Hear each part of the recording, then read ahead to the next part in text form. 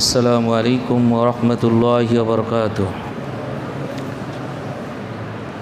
আলহামদুলিল্লাহি রাব্বিল আলামিন ওয়াসসালাতু ওয়াসসালামু আলা রাসূলিহিল কারীম। আউযু বিল্লাহি মিনাশ শাইতানির রাজীম।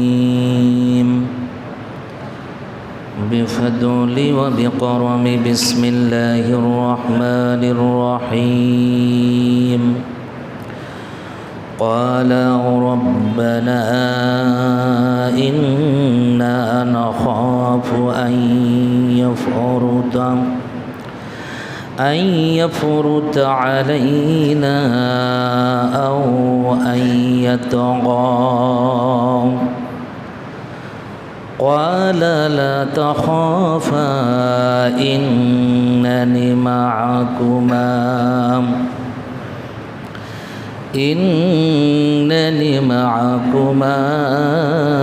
أسمع وأرى. صدق الله العظيم وصدق رسوله النبي الكريم وذلك له شاهدين وشاكرين والحمد لله رب العالمين.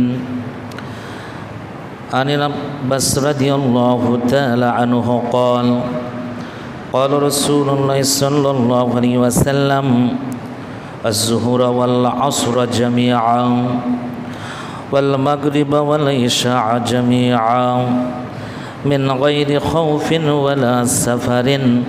رواه ابن ماجه. আলহামদুলিল্লাহ, আল্লাহ পাকের শুকরিয়া যে আল্লাহ জাল্লা শানহু আমাদেরকে ভালোবেসে পছন্দ করে দুনিয়ার যাবতীয় কাজকর্ম থেকে ফারেক করে পবিত্র অবস্থায় সুস্থ অবস্থায় যে আল্লাহ আমাদেরকে মসজিদে এসে নামাজ আদায় করার সুযোগ করে দিলেন, সেই মহান প্রভুর দরবারে আলী শানে সমস্বরে মস্তক অবনত চিত্তে শুকরিয়া জ্ঞাপন করে বলি আলহামদুলিল্লাহ। অতঃপর বিশ্ব নবী, নবীদের নবী, শ্রেষ্ঠ নবী, যে নবীর উম্মাত হতে পেরে আমাদের জীবন ধন্য, সেই বিশ্ব নবীর প্রতি সংক্ষেপে দরুদ পড়ি, সবাই পড়ি সাল্লাল্লাহু আলাইহি ওয়াসাল্লাম। প্রিয় উপস্থিতি, আমি কোরআন শরীফের দুটি আয়াত এবং নবীর অসংখ্য হাদিসের ভেতর থেকে নাসাই শরীফ থেকে একটি হাদিস পড়েছি। এর উপরে কিছু কথা বলা হবে ইনশাআল্লাহ। আল্লাহ যদি সুযোগ করে দেয় তাহলে কিছু বলা যাবে। আল্লাহ পাক যেন আমাকে কিছু কথা বলার সুযোগ করে দেয়, আমরা বলি আল্লাহুম্মা আমিন। আমি যে আয়াতটা পড়েছি সেটা হলো কোরআন শরীফের সূরা তাহা। এই সূরাটা মক্কায় অবতীর্ণ হয়েছে। এটা হলো 20 নম্বর সূরা, 16 নম্বর পারা। এর আয়াত সংখ্যা হলো 135টি, রুকু সংখ্যা হলো 8টি। তোহা এই শব্দ থেকে এই সূরাটার নামকরণ করা হয়েছে। তাফসিরে কুরতুবির ভেতরে এসেছে, আল্লাহ পাক যখন আদম আলাইহিস সালামকে সৃষ্টি করেনই নাই, তার 1000 পূর্বে আল্লাহ পাক ফেরেশতাদেরকে নিয়ে সুন্দর একটা সমাবেশ করেছিলেন। সেই সমাবেশের ভেতরে আল্লাহ পাক ফেরেশতাদেরকে সূরাতুত তাহা আর সূরাতুল ইয়াসিন এই দুটা আল্লাহ পাক তার জবান থেকে ফেরেশতাদেরকে শুনাইছিলেন। কত বড় একটা ফজিলতের কথা, কত বড় মর্তবার কথা। এই সূরাতুল ইয়াসিন আর সূরাতুত তাহা এটা শোনার পর ফেরেশতারা বলেছিল, সুন্দর, এত সুন্দর বাণী, যে এত সুন্দর একটা কিতাব আল্লাহ আপনি নাজিল করবেন যার ভিতরে উপদেশ দিয়ে ভরা, যার পড়লে মানুষেরা কোনো তাদের কষ্ট থাকবে না, দুঃখ থাকবে না, সেই একটা কিতাব আপনি নাজিল করবেন। আল্লাহ পাক নিজেই বলেছেন, তাহা মা আনজালনা আলাইকাল কুরআন লিতাশকা, যে হে নবী, আমি তো আপনাকে কষ্ট দেওয়ার জন্য এই কোরআনটা নাজিল করিনি। তাহলে বোঝা গেল কোরআন শরীফ মানুষের সুখের জন্য এসেছে। অন্ধকার থেকে আলোর দিকে নিয়ে আসার জন্য কোরআন শরীফটা এসেছে, মানুষের কষ্টের জন্য আসে নাই, দুঃখের জন্য আসে নাই। ইল্লা তাযকিরাতান লিমান ইয়াখশা, আর যারা পৃথিবীর ভেতরে ভয় করবে তাদের জন্য এই কোরআন শরীফটা হলো উপদেশ। সুবহানাল্লাহ, সুবহানাল্লাহ। এর চাইতে ভালো উপদেশের কিতাব পৃথিবীর ভেতরে, আসমানের নিচে, জমিনের উপরে আর একটাও হয় না। তো 1000 বছর পূর্বে ফেরেশতাদেরকে দিয়া আল্লাহ পাক আদম আলাইহিস সালামের সৃষ্টির আগে যখন এটা শুনাইছেন, শোনানোর সঙ্গে সঙ্গে ফেরেশতারা তখন কয়েকটা কথা বললেন। তাফসিরে কুরতুবির ভিতরে লেখে, 1 নম্বর তারা বললেন, ফেরেশতারা বলল, সেই উম্মতের ভাগ্য কত ভালো, তাদের জীবনটা কত ধন্য যে কোরআনের মতো এত সুন্দর কিতাব তারা পেয়েছে। সুবহানাল্লাহ বলেন। তারা চিন্তা করে দেখেন, ফেরেশতারা পর্যন্ত আমাদের জন্য দোয়া করতেছে যে এত বড় এত সুন্দর একটা কিতাব পেয়েছে, যার ভেতরে কোনো ভেজাল নাই, সন্দেহ নাই, কিচ্ছু নাই, ভুল নাই, ভ্রান্তি নাই, কিচ্ছু নাই, আর যে কিতাবটা আল্লাহর পক্ষ থেকে আসছে। 2 নম্বর হলো যে এই কিতাবটা যাদের কলিজার ভেতরে রাখবে, যে আত্মাটা, যে কল্পটা এই কোরআনটা বহন করবে, তাদের কপালটা কত ভালো। এই জন্য পৃথিবীর ভিতরে কোরআন শরীফের হাফেজ আছে, গীতার নাই, রামায়ণের নাই, কত যে অসংখ্য কিতাব আছে, সেই কিতাবের হাফেজ পাওয়া যায় না। এমনকি আপনি একটা কিতাব লেখেন, আমি একটাও যদি লেখে নিজেরাই মুখস্থ করে বলতে পারবো না। আর আল্লাহর কোরআন, যে কিতাবটা আল্লাহ আমাদের জন্য পাঠিয়েছে, তা বিশ্বের সারা পৃথিবীর ভিতরে এমন কোনো দেশ নাই যে যেখানে কোরআনের হাফেজ নাই। তো ফেরেশতারা বলল, যে আত্মা এটা বহন করবে তাদের জীবন ধন্য। 3 নম্বর হলো, যে মুখ দ্বারা এই কোরআন তেলাওয়াত করা হবে ওই মুখটাও ধন্য। সুবহানাল্লাহ, সুবহানাল্লাহ। কি সুন্দর কথা ফেরেশতারা বলেছিলেন সেই দিন সূরা তোহা আর সূরাতুল ইয়াসিন আল্লাহর জবান থেকে শোনার পর। তাহলে মোটামুটি এখন ফজিলতটা আপনারা এটা বুঝলেন যে এর ফজিলতটা কত বেশি হতে পারে। হযরত ইবনে আব্বাস রাদিয়াল্লাহু তাআলা আনহু বলেন, এরপরে হযরত সাঈদ রাদিয়াল্লাহু তাআলা আনহু, হযরত জুবাইর রাদিয়াল্লাহু তাআলা আনহু, এমনকি সুফিয়ান সাউরি রহমাতুল্লাহি আলাইহি তিনিও বলেন যে তোহা এই শব্দটা আসলে কিবুতি শব্দ। এই শব্দটা আরবিতে রূপান্তর করে বলা হয়েছে। কেউ বলেছেন এই তোহা শব্দ দ্বারা বোঝানো হয়েছে আল্লাহ রাসূলকে, ইয়া আইয়ুহার রাসূল, ইয়া রাজুলুন, অনেকগুলি শব্দ এটা ব্যাখ্যা করেছেন। আসলে মোট কথা হলো, সবই যদি আল্লাহ পাক ছেড়ে দেয়, বোঝার যদি ক্ষমতা সবই দেয়, তাহলে তো মানুষ কিছু মনেই করবে না। তো এই শব্দগুলো আল্লাহ পাক লাগছেন, ইয়াসিন, তসিন, ইয়াসিন, তোহা, নুন, কফ, আলিফ, লাম, মিম, র, এরকম যে আছে হরফে মোকাত্তাতগুলো, এই সম্পর্কে আল্লাহু আ'লামু বিমুরাদিহি, আল্লাহ পাকি সবচেয়ে বেশি ভালো জানে, যেটা মানুষের কল্পনার চিন্তার সব বাহিরে। এ ব্যাপারে আল্লাহ পাকি ভালো জানে। কাজী ইয়াজ রহমাহুল্লাহ তিনি বলেছেন, তার কিতাবের নাম হলো আশ-শিফা। এই আশ-শিফা কিতাবের ভেতরে লেখে, নবী করিম সাল্লাল্লাহু আলাইহি সাল্লাম যখন এই সূরাতুত তোহা নাজিল হয় নাই, তখন বিশ্বনবী জনাবে মুহাম্মদুর রাসূলুল্লাহ সাল্লাল্লাহু আলাইহি সাল্লাম তিনি এক পায়ে দাঁড়িয়ে দাঁড়িয়ে তাহাজ্জুদের নামাজ আদায় করতেন। কারণটা হলো, তাহাজ্জুদের নামাজ সব পয়গম্বররা পড়েছেন, সব পয়গম্বররা পড়েছেন। তো নবীজি এক পায়ের ওপর দাঁড়ায় দাঁড়ায় কোরআন শরীফের অন্যান্য আয়াত দিয়ে তিনি তাহাজ্জুদের নামাজটা পড়তেন। যখন নামাজ পড়তেন, আল্লাহ পাকের এটা পছন্দ হলো না, আল্লাহ পাকের এটা ভালো লাগলো না, পছন্দ হলো না, তখনই কোরআন শরীফের এই সূরা তোহা আল্লাহ পাক নাজিল করে দিলেন যে, নবী আপনি এখন থেকে এইভাবে কষ্ট করে এক পা নিচে রাখবেন, আর একটা উঁচু করে উঠায়া আপনি এত কষ্ট করে নামাজ পড়ার আপনার দরকার নাই। কারণ মা আনজালনা আলাইকাল কুরআন লিতাশকা, আমি আপনাকে কষ্ট দেওয়ার জন্য এই কোরআনটা নাজিল করে দেই নেই। সুবহানাল্লাহ বলেন। তাহলে বোঝা গেল কোরআনটা আসছে হলো মানুষকে মুক্তি দেওয়ার জন্য, কষ্টের মধ্যে থাকার না, সুখের মধ্যে থাকার জন্য এই কোরআন শরীফটা আল্লাহ পাক নাজিল করে দিয়েছেন। তখন এই সূরা তোহা আল্লাহ পাক নাজিল করে দিয়েছেন। মোটামুটি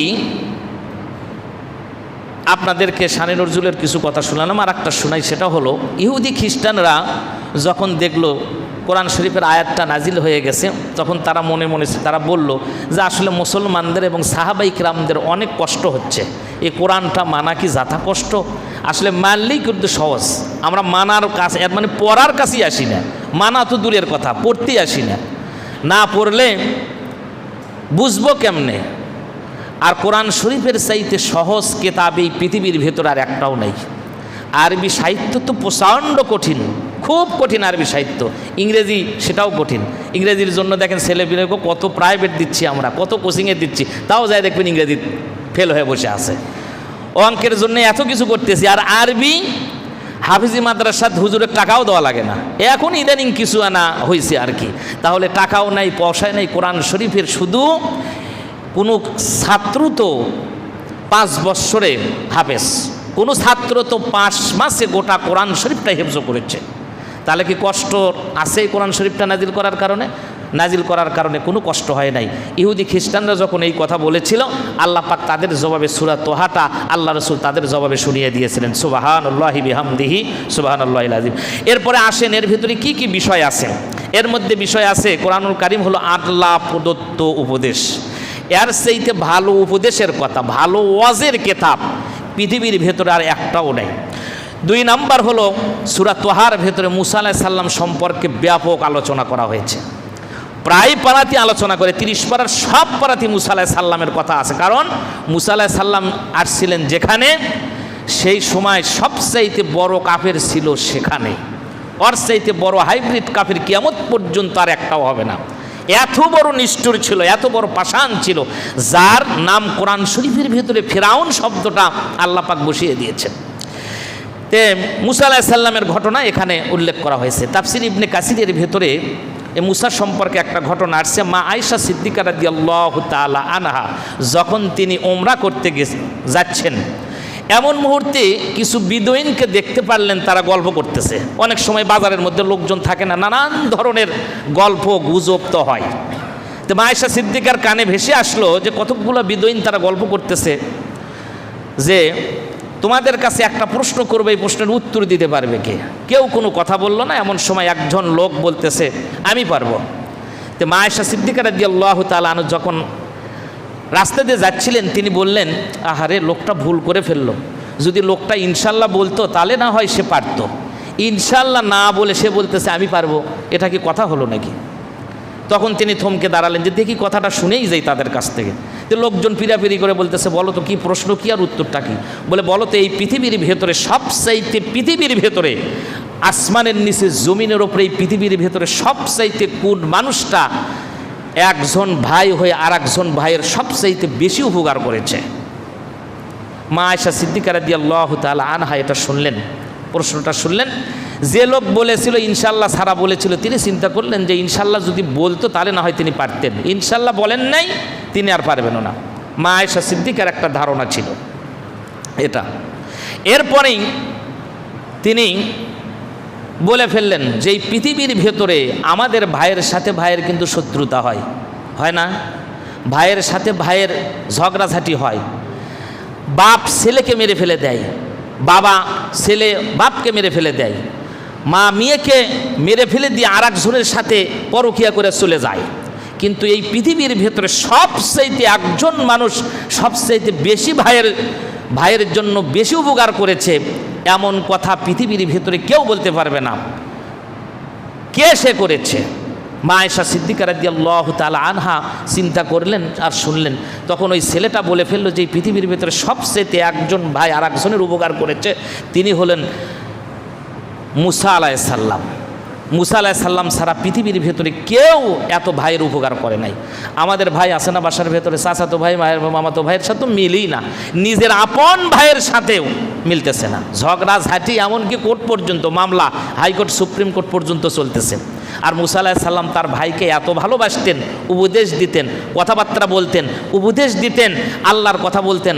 তার জন্য আল্লাহর কাছে দোয়া করার কারণে মুসা আলাইহিস সালাম দোয়া করেছেন, দোয়া করার কারণে আল্লাহ পাক তার নবীর খাতায় নামটা উঠাইয়া দিয়েছে। সুবহানাল্লাহ বলেন। এই পৃথিবীর ভেতরে এরকম মানুষ কি আছে? বলেন তো কেউ আছে? কেউ বলবে যে আমি চেয়ারম্যান হছি, আর একজন বলবে যে আর একজন চেয়ারম্যান হোক সামনে 5 বছর পর থেকে, কেউ যাবে না। আর নবী হয়ে তিনি দোয়া করছেন যে আল্লাহ তুমি তাকেও নবী বানায় দাও। আল্লাহ কয় তোমার দোয়া মঞ্জুর। কেউ চাবে না সারা বছর আমি এমপি হয়েছি, আবার 5 বছর পর আমি হব কিংবা আমার ভাই হবে, ভাইকেও চাবে না। তার জন্যই তো টাকার খেলা শুরু হয়ে গেছে। তো মুসা আলাইহিস সালাম ছিলেন হলো সবচেয়ে বেশি ভাইয়ের প্রিয়জন ছিলেন, যার সাথে কোনো ঝগড়া নাই, গণ্ডগোল নাই, মারামারি নাই। উপকারের ক্ষেত্রে সবচেয়ে মুসা আলাইহিস সালাম একবারে কলিজা উজাড় করে তিনি তার ভাইয়ের উপকার করেছিলেন।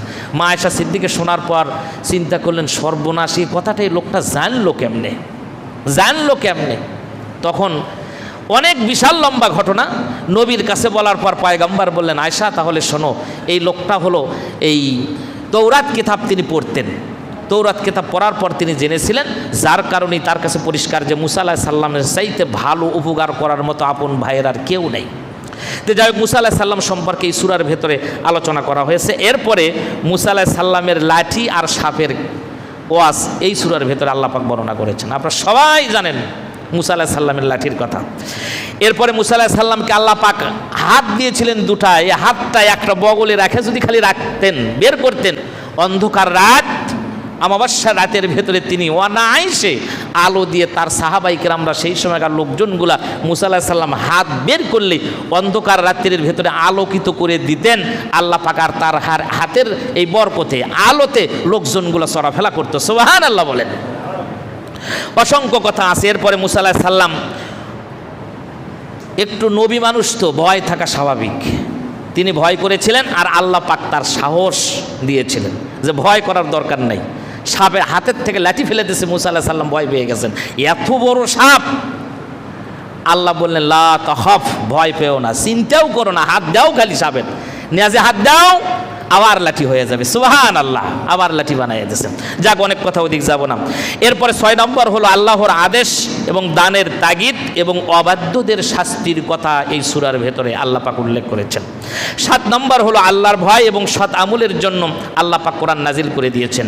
এখানে অসংখ্য কথা আছে এই সূরা তোহার ভেতরে, আপনারা সব কিছু পড়ে নিন। আমার আজকের আলোচনা যেটা, সেটা হলো আল্লাহ যাদের সাথে থাকে। আল্লাহ কাদের সাথে থাকে? আল্লাহর ভাষায় আল্লাহ পৃথিবীর ভিতরে সব মানুষের কার্যক্রমগুলা যা কিছু আমরা করতেছি, ভালো করি, খারাপ কাজ করি, মন্দ করি আর উপকার করি আর অপকার করি, যা কিছু করি না কেন সব কিছুই আল্লাহ পাক দেখতেছেন। কিন্তু আল্লাহ কাদের সাথে আছেন? আমরা এখানে যারা আসছি, যে কি কারণে আসছি যদি প্রশ্ন করা হয়, তাহলে বলবো যে আল্লাহকে খুশি করার জন্যে আমরা এখানে আসছি। জাহান্নামের ভয় আমরা আসি, যে আল্লাহকে যেন আমরা পাই, আল্লাহ যেন আমাদের সাথী হয়। আল্লাহ যদি আমরা আপন করতে পারি, আল্লাহ যদি আমাদের আপন হয়ে যায়, তাহলে লা খাউফুন আলাইহিম ওয়ালা হুম ইয়াহজানুন, আমাদের কোনো চিন্তাও থাকবে না, ভয়ও থাকবে না। মোট কথা হলো আল্লাহ আমাদের যেন সাথে থাকে।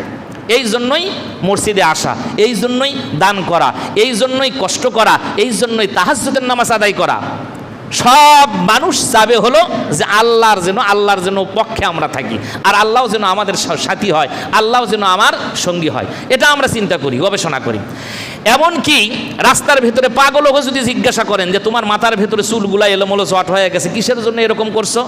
ও বলবে আমি আল্লাহকে পাওয়ার জন্য এগুলো করছি, আল্লাহ যেন আমার সাথী হয়। যার গায়ে কাপড় নাই, সুপুর নাই, গাজালিয়া বসে আছে বলে তুমি এগুলো কি জন্য করছো, ও বলবে যে আল্লাহ যেন আমার সাথী হয়, আল্লাহকে যেন আমি পাই, এই জন্য এই কাজগুলো করছি। এরপরে অনেক মানুষ জিকির আজকার করে, কোরআন তেলাওয়াত করে, উদ্দেশ্যই হলো আল্লাহকে পাওয়া। এক কথায় উদ্দেশ্যই হলো আল্লাহকে পাওয়া। আল্লাহকে আমরা পাবো কেমনে? আল্লাহ আমাদের সাথী কেমনভাবে হবে? আল্লাহ আমাদের সাথে কেমনে থাকবেন? 5টা আয়াত পড়লেই বুঝতে পারবেন আল্লাহ যাদের সঙ্গে থাকবেন। 1 নম্বর আয়াত হলো আল্লাহ পাক বলছেন সূরা নাহলের একদম শেষ আয়াত, 128 নম্বর আয়াত সূরা নাহলের। আল্লাহ পাক বলছেন ইন্নাল্লাহা মাআল্লাযিনা তাকাউ ওয়াল্লাযিনা হুমুল মুহসিনুন। আল্লাহ বলছেন যে নিশ্চয় আমি আল্লাহ পাক তাদের সাথী থাকি যারা আমাকে যারা ভয় করে, যারা ভয় করে তাদের সাথে আল্লাহ পাক থাকে। 1 নম্বর কথা হলো এটা। এরপরে আল্লাহ পাক আরো আয়াত শেষ করেন নাই, বলছেন ওয়াল্লাযিনা হুম মুহসিনুন, আর দুনিয়ার ভেতরে যারা সৎকর্মশীল তাদের সাথে আল্লাহ পাক থাকেন। তাহলে একটা আয়াতের ভেতরে দুটো আমরা পেলাম। একটা হলো আল্লাহকে ভয় করা লাগবে, এটা সহজ জিনিস নয়। আল্লাহকে ভয় করে নামাজ আদায় করা যায়, আল্লাহকে ভয় করে তাহাজ্জুদ পড়া যায়, আল্লাহকে ভয় করে শেষ রাতে উঠে তাহাজ্জুদ পড়া যায়, রমজান মাসের রোজা থাকা যায়। এই কয়েকটা কাজ করা যায়, সস্তাগুলো করা যায়। আল্লাহকে ভয় করে সুদ ছেড়ে দেওয়া যায় না, এই জায়গাটি তো বেকায়দা। আল্লাহকে ভয় করে ঘুষ ছেড়ে দেওয়া যায় না। যদি আমার ঘুষও চলে, নামাজও চলে, তাহলে বোঝা যাবে ভয়, আল্লাহর ভয় আমার ভেতরে নাই। তা আল্লাহর ভয় যদি করতে চাই, তাহলে চুরি, ডাকাতি, ছিনতাই, রাহাজানি, ধর্ষণ, সুদ, ঘুষ, অন্যের জমির আল ঠেলা, এগুলি সব বাতিল করা লাগবে। যদি বাতিল করি তাহলেই তো বোঝা যাবে যে আমার কলিজার ভেতরে আল্লাহর ভয় আছে। আল্লাহর ভয় কেমন থাকা লাগবে? ছোট্ট একটা ঘটনা আপনাদের শোনাই। বস্রার ভেতরে একটা ঘটনা আমরা শুনি, সবাই জানেন অবশ্য। বস্রার ভেতরে আল্লাহর একজন মাহবুব বান্দা ছিলেন, বিশাল বড় হাফেজ, মৌলানা ছিলেন, মুহাদ্দিস ছিলেন, মুফতি ছিলেন, ফকি ছিলেন। সেই জামানার নাম হলো আব্দুল্লাহ বিন দানাস রাহিমাহুল্লাহ। বিশাল বড় মাপের আলেম ছিলেন তিনি। এই লোকটা, তার সম্পদ ছিল না, এক সন্ধ্যা খেলে আর এক সন্ধ্যা খাবার পেত না। মানুষই তো এক সময় কাপড় চুপড় থাকতো না, আমাদের দেশে তো খাবার পায় নাই, পান্তা খেয়ে মানুষের জীবন চলছে, অনেক কষ্ট করে মানুষ চলছে, স্বাধীনের পরে এবং স্বাধীনের আগে। তাই আব্দুল্লাহ বিন দানাস রাহিমাহুল্লাহ তিনি দেখলেন এক ছেলে, ছোট্ট একটা বালক, তিনি রাস্তার ভেতরে বসে বসে তিনি কান্নাকাটি করতেছে। তো জিজ্ঞাসা করলেন তার কাছে, যাচ্ছে বাবা তুমি কাঁদো কেন? বলে কাঁদি কি সাদে? কাঁদতেছি এই কারণে যে আল্লাহ পাক জাহান্নাম সৃষ্টি করেছেন, এই জাহান্নামের ভেতরে মানুষ আর পাথর হবে জাহান্নামের ইন্ধন, এই ভয় আমি কাঁদতেছি। বলে এই বেটা, তোমার তো পাপ করারই সুযোগ হয়নি, তুমি তো যুবকই হও নাই, ছোট্ট বালক মানুষ, তাতে এত চিন্তা, জাহান্নামের ভয় তোমার ভেতরে এত? আব্দুল্লাহ বিন দানাস তিনি একেবারে আশ্চর্য হয়ে গেছেন, কিং কর্তব্য বিভোর হয়ে গেছেন যে সর্বনাশ, এই ছোট্ট বাচ্চার ভিতরে আল্লাহর ভয় এত, জাহান্নামের ভয় এত যে তিনি কান্নাকাটি করতেছেন। তখন তিনি তার প্রতি আকৃষ্ট হয়ে গেলেন। তো জিজ্ঞাসা করলেন, বেটা তোমাকে তো আল্লাহ পাক জাহান্নাম দিবে না, তুমি ছোট মানুষ, পাপই নাই তোমার। বলে আপনি তো এই কথা বলতেছেন, আমার মা যখন খড়ি দিয়া, লার্কি দিয়া যখন চুলার ভেতরে দেয়, আমি লক্ষ্য করে দেখেছি বড় বড় এই লার্কির সাথে, খড়ির সাথে ছোট ছোট খড়িগুলোও চলে যায়। তো বড় বড় মানুষের সাথে যখন মানুষগুলা জাহান্নামের ভেতরে আল্লাহ পাক ফেলে দিবে, না জানি আমার মতো ছোট্ট এই বালক আমিও জাহান্নামের দিকে চলে যাই, তাহলে অবস্থাটা কি হবে জাহান্নামের? এই আযাব, এই গজব, এর ভেতরে আমি কেমনে থাকবো? দুনিয়ার আগুনই তো সহ্য করা যায় না। আব্দুল্লাহ বিন দানাস রহমতুল্লাহ আলাইহি তার কথার ভিতরে প্রেমে পড়ে যে তিনি তার প্রতি আকৃষ্ট হয়ে ডাক দিয়া বললেন, বালক তোমার মতো এত সুন্দর কথা আমি কখনো তো শুনতে পাই নাই, আমি এত বড় আলেম হয়ে লাভ কি? এ বালক তাহলে তুমি শোনো, আজকের থেকে তোমার কোনো চিন্তা করা লাগবে না, তুমি আমার সাথী হও, আমার কাছে থাকবে সব দায়িত্ব আমি তোমার নিলাম। যে এই বালককে যদি বড় ধরনের আলেম বানানো যায় তাহলে এলাকার লোকজনগুলো উপকার হবে, লোকজনগুলা নানান ধরনের মাসলা মাসাইল তার কাছ থেকে জানতে পারবে। আমি আব্দুল্লাহ একদিন না একদিন দুনিয়ার থেকে বিদায় হয়ে কবরে চলে যাব। আর এ যদি কোরআনের জ্ঞান, ইসলামের জ্ঞান, হাদিসের জ্ঞান, ফেকার জ্ঞান যদি তার ভেতরে থাকে, তাহলে এ বসে বসে আর কথাগুলোর সওয়াবগুলো আমিও কবরের ভেতরে আমি সদকায়ে জারিয়া হিসাবে পেয়ে যাব, দুনিয়ার মানুষের উপকার হবে, আমি আব্দুল্লাহ বিন দানাসেরও উপকার হবে। যার কারণে তিনি তখন ডাক দিয়া বললেন, আমার কাছে যদি তুমি থাকো তোমার কোনো সমস্যা হবে না। ছোট্ট বালক ডাক দিয়ে বলে, আমি আপনার সাথে থাকতে পারি, তবে আমার 4টা শর্ত আছে, এই 4টা শর্ত যদি আপনি পালন করতে পারেন তাহলে আমি আপনার সঙ্গী হব, সাথী হব, তাছাড়া আমি আপনার সঙ্গী হব না। বলে বলো তো তোমার এই কি 4টা শর্ত? ডাক দেয়া বলে, 1 নম্বর হলো চতুর্দিকে মানুষ শুধু ক্ষুধার ভেতরে আছে, কষ্টের ভেতরে আছে, সময় যখন হবে আপনি যদি 1 নম্বর হলো খাবারের ব্যবস্থা যদি আপনি করে দেন তাহলে আপনার আমি সাথী হব, সঙ্গী হব। ছোট্ট বাচ্চা তিনি সামান্য একটা কথা বলেন যে যদি খাবারের একটু ব্যবস্থা করে দেন আপনার সাথী হয়ে যাব। আসলে খাবার তো আলাদা একটা জিনিস, খাবার দিলে সবাই পাগল হয়ে যায়, এমন একটা খাবার আল্লাহ পাক দিয়ে পেটে ক্ষুধা থাকলে কোনো কিছুই ভালো লাগে না। এই সময় হলো খাবারের কষ্ট, আপনি কি খাবারের ব্যবস্থা করে দিতে পারবেন? তে বলতেছে এটা তো অসম্ভব, আমি খাই হুজুর মানুষ মসজিদের খিচুড়ি, আর আমাকে বলতেছো খাবারের ব্যবস্থা। তে যা হয় হবে নি, তুমি আর 3টা শর্তের কথা বলো তো। ডাক দিয়া বলে, আব্দুল্লাহ আপনি শুনেন, 2 নাম্বার হলো যে বস্ত্রার ভেতরে খাবারের অভাব, 2 নাম্বার হলো তৃষ্ণার অভাব আছে, পানির অভাব আছে, পানির প্রচণ্ড দাম, আপনার খাবারও দেওয়া লাগবে, 2 নাম্বার হলো পানির ব্যবস্থা করা লাগবে। আপনি কি পারবেন নাকি? ডাক দিয়ে ছোট্ট বালকের মুখের দিকে তাকায়া বলে, বেটা রে, এমন এমন প্রশ্ন করো যেটা মানা অসম্ভব, আমি কেমনে মানব? 2 নম্বরও আমি পারলাম না। ডাক দেয়া বলে, 3 নম্বর হলো আপনার সাথে আমি যতদিন থাকবো ততদিন আমি ছোট্ট বালক, আমার ভুল হতে পারে, আমার ভুলগুলো আপনি যদি ক্ষমা করে দেন তাহলে আপনার সঙ্গী আমি হতে পারি, তাছাড়া হওয়ার সম্ভব নয়। ডাক দিয়ে এবার চিন্তা করলেন, কোরআন হাদিস পড়তে গেলে একটু যোগ্যতা লাগবে, আমি যদি তাকে শিখাতে যাই, শাসন করি, তাহলে তো সে থাকবে না, তাহলে অপরাধ কেমনভাবে ক্ষমা হবে? ডাক দেয়া বলল, না 3 নম্বরটাও আমার দ্বারা সম্ভব নয়।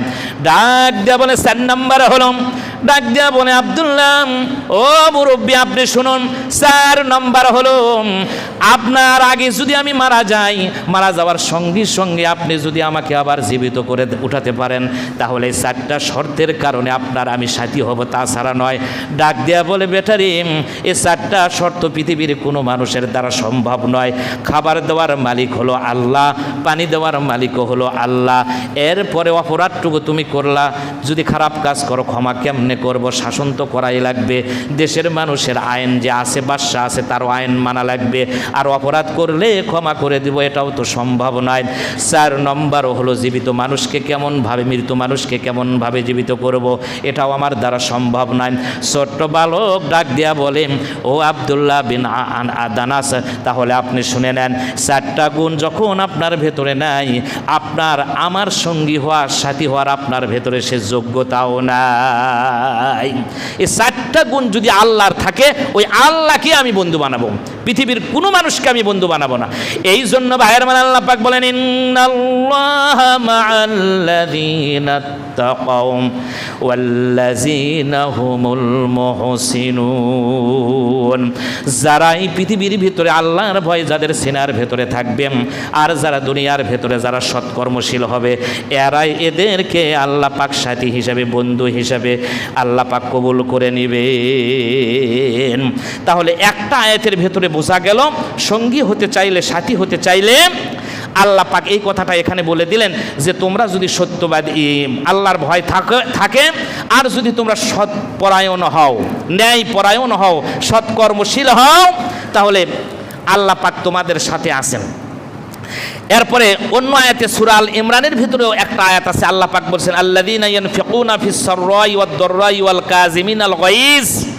এখানে 3টা কথা বলেছেন আল্লাহ পাক, যে যারা ভালো থাকুক, অবস্থা ভালো থাক আর মন্দ থাক, সর্ব অবস্থায় যারা আল্লাহর রাস্তায় যারা দান করে, অভাব আছে পারলেন না তা নয়, দান অনেকভাবে করা যায়, একটা সহযোগিতা দিয়ে কথার দ্বারাও করা যায়, কথার দ্বারা দান করা যায় না?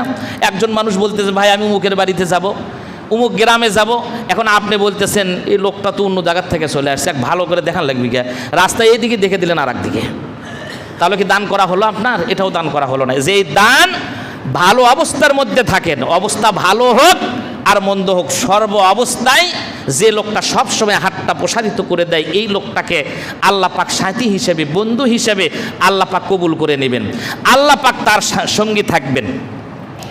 আর হলো ওয়াল কাযিমিনাল গায়জ, রাগকে সংবরণ করা লাগবে, রাগী হওয়া যাবে না। যদি হওয়া যায়, রাগ থেকে যদি দূরে সরে থাকা যায়, আল্লাহ পাক বলছেন আল্লাহু ইউহিব্বুল মুহসিনিন, আর আল্লাহ পাক এই সৎকর্মশীলদেরকে আল্লাহ পাক প্রচণ্ড ভালোবাসেন, প্রচণ্ড মহব্বত করেন।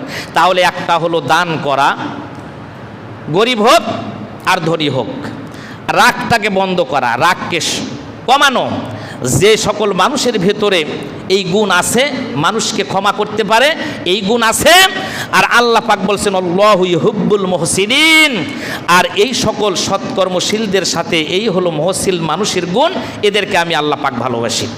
এটা গেল আল্লাহ পাক এদের সাথে থাকবেন। এক নম্বর গেল তাকওয়াবান হওয়া লাগবে, আল্লাহর ভয় থাকা লাগবে, আর সৎকর্মশীল হওয়া লাগবে। সৎকর্মশীলের ব্যাখ্যাও অনেক। রাস্তার থেকে বের হলেন, মানুষ দেখলেন, মুসলমান চেনেন আর অচেনেন, দিলেন একটা সালাম, এটা হলো সৎ কাজ। ইসলামের মধ্যে সবচেয়ে ভালো কাজ দুটি, একটা হলো সালাম দেওয়া, চেনেন আর না চেনেন, আর একটা হলো মানুষকে খাবার দেওয়া। খাবার দিলেন, এটা বিশাল একটা উপকার। তাহলে এখন থেকেই শুরু করা যাক। আমরা হুজুর আমাকে সালাম আলকি দিলেও আমাদের মুখতে উত্তর বের হয় না।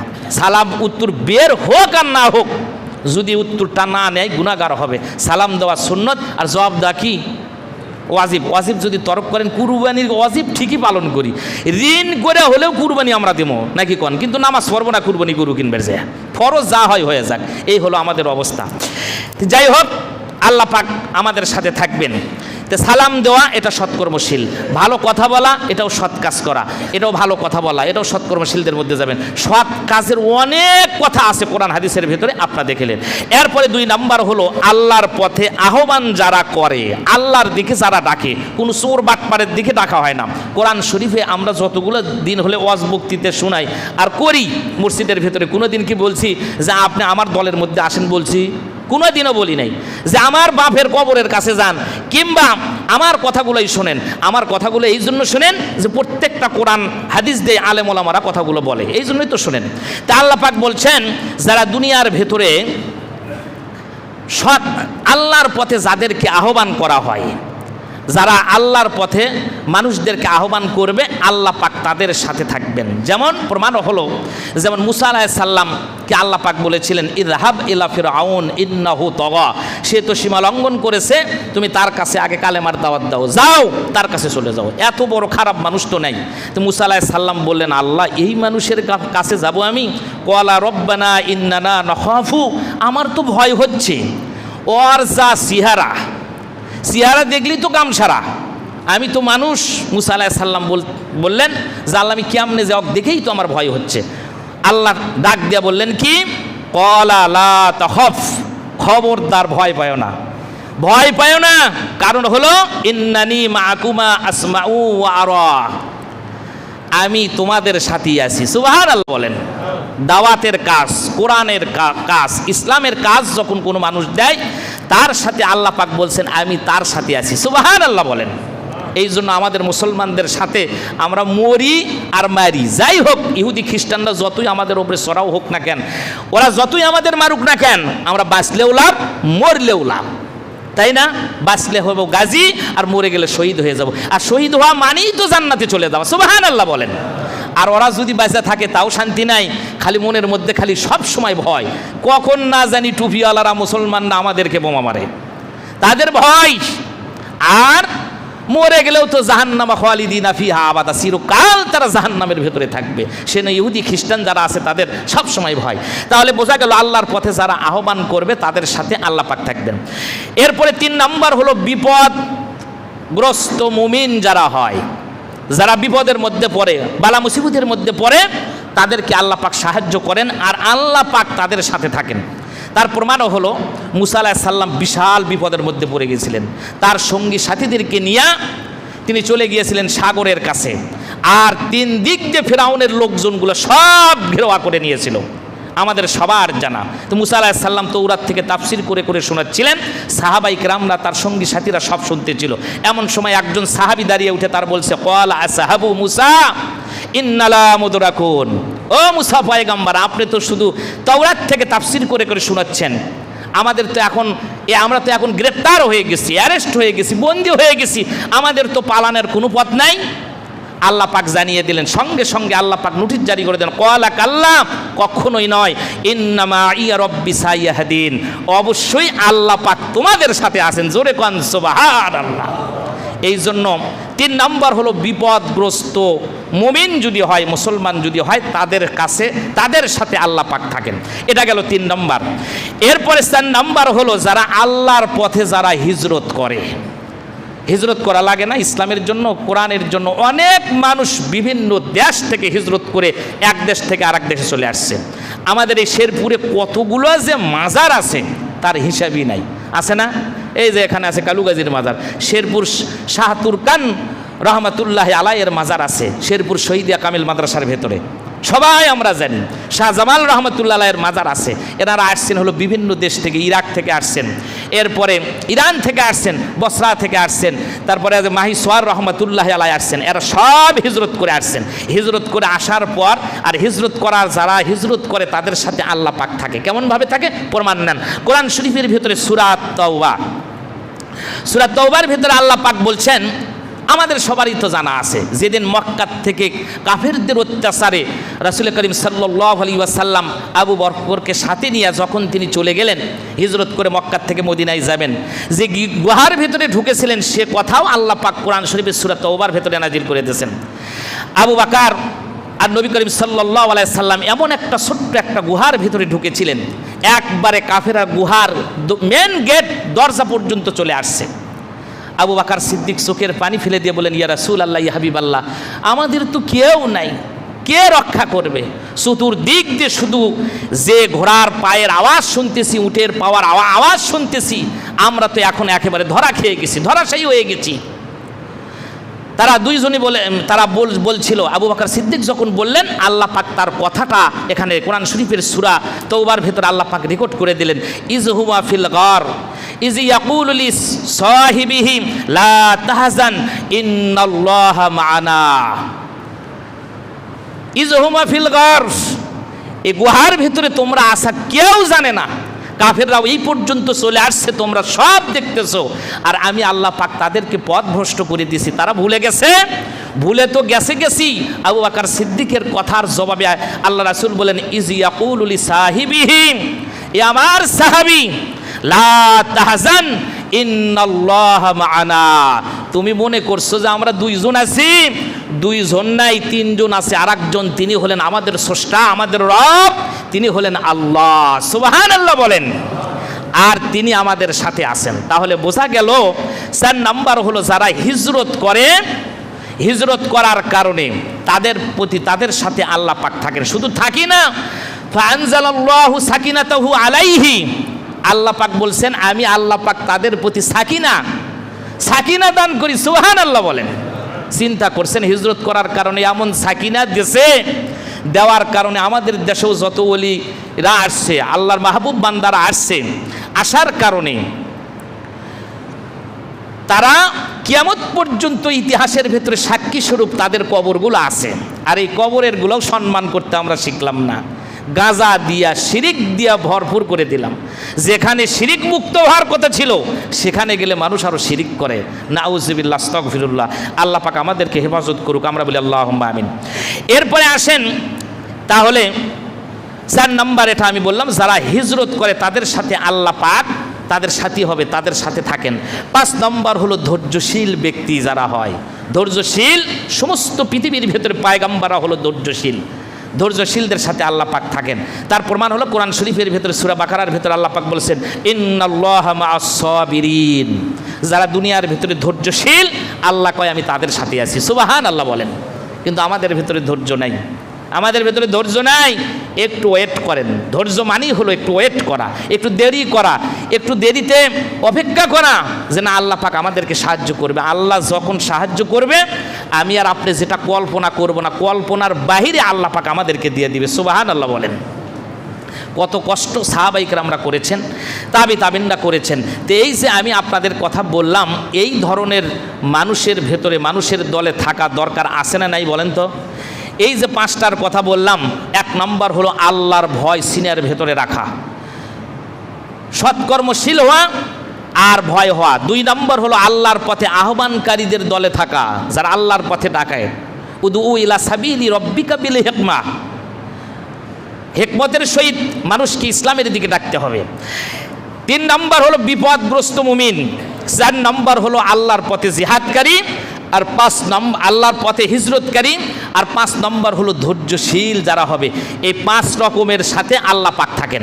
বলবেন না হুজুর, তাহলে আমাদের সাথে থাকেন রহমতের দৃষ্টি দিয়া, আর আল্লাহ কোরআন শরীফের অন্য আয়াতে বলছেন যারা কাফের বেঈমান ওদের সম্পর্কে আল্লাহ পাক কোরআন শরীফের ভিতরে বলছেন যে তোমরা মনে করছো আমি তোমাদেরকে দেখি না, তোমরা যদি 2 জন থাকো তাহলে 3য় জন আসি হলো আমি আল্লাহ, তোমরা যদি 6 জন থাকো ওখানে আমি আল্লাহ 7ম জন, তোমরা যদি 5 জন থাকো আমি আল্লাহ হলাম 6ষ্ঠ জন। তোমরা যা কিছু করতেছো সব আমি আল্লাহ পাক দেখতেছি, সব অডিও ভিডিও হয়ে চলে যাচ্ছে। আর আল্লাহ পাক আমাদের সাথে থাকা মানেই হলো এই ধরনের মানুষের সাথে যারা থাকবে, যাদের সাথে থাকবে তাদের প্রতি আল্লাহ পাক সাকিনা রহমত বর্ষণ করবে। আল্লাহ পাক যেন আমাদেরকেও সাকিনা রহমত বর্ষণ দান করে, আমরা বলি আল্লাহুম্মা আমিন। প্রিয় উপস্থিতি, যে কথাগুলো বললাম আল্লাহ পাক যেন সবার আগে আমাকে আমল করার তৌফিক দেয়, আমরা বলি আল্লাহুম্মা আমিন।